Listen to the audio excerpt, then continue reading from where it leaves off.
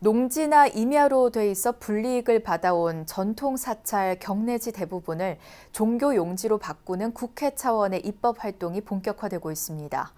국회 정각회가 관련 태스크포스를 구성한 데 이어 정책적 해결책을 찾는 회의를 여는 등 관련 논의가 급물살을 타고 있습니다. 황민호 기자입니다. 옛날에 정부에서 다 관리했었어요. 근데 정부가 안 해가지고 지금 이 지경이 된 거예요. 그걸 갖다가 지금 정부에서 지금이라도 책임져 달라고 하는 거예요. 그걸 갖다가 모든 사찰에 대한 얘기가 아닙니다. 정부에서 관리해가지고 우리가 아무것도 못하게 만들었던 전통 사찰에 대해서는 이제 지금이라도 책임을 지라는 얘기예요. 현재 대한민국 전통 사찰 경내지 대부분은 지목이 농지나 임야 등 비종교 용지로 설정돼 있습니다. 이 때문에 각종 규제에 따른 불평과 불이익을 감수할 수밖에 없는 상황. 국회 정각회가 불교계의 수건인 이 문제를 해결하기 위해 최근 3차례에 걸쳐 토론회를 갖는 등 정책적 대안을 찾는 활동을 본격화하고 있습니다. 특히 전통사찰 지목 문제 논의를 위한 태스크포스가 여야 정치권과 정부, 종단이 함께 참여한 가운데 결성된 것은 매우 고무적인 일로 받아들여집니다.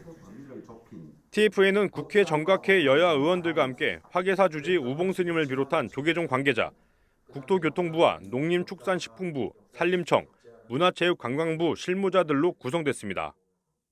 이 문제를 다루는 정부 부처의 관계자들이 이번 사안은 예전의 이 무슨 공약이라고 한 것처럼 성격이 다르다. 국정 과제가 돼 있는 것이다. 그리고 지금 대통령이 되신 윤석열 후보도 여러 차례 엄명하고 한 것이기 때문에 그런 차원에서 접근을 해주셨으면 좋겠다.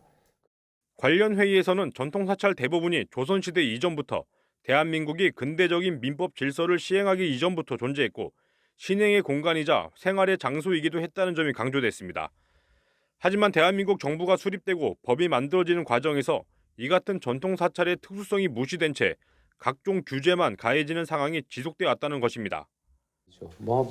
집을 하나 짓고 화장실 하나 짓고 건물 하나 지려고 하면은 그거에 대해서는 왜 이렇게 까다로운지.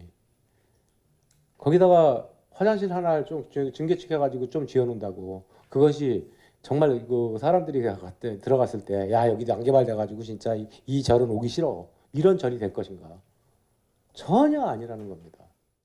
하지만 전통사찰 지목을 종교용지로 바꾸는 부분은 재산권과 직결되는 문제이기 때문에 정부나 지자체로서는 민감하게 인식할 수밖에 없는 현실입니다. 그래서 정부는 불필요한 규제를 전향적으로 풀고 관련 지자체는 타종교, 일반 국민과의 형평성을 고려해 판단을 내려야 한다는 주장이 제기됐습니다.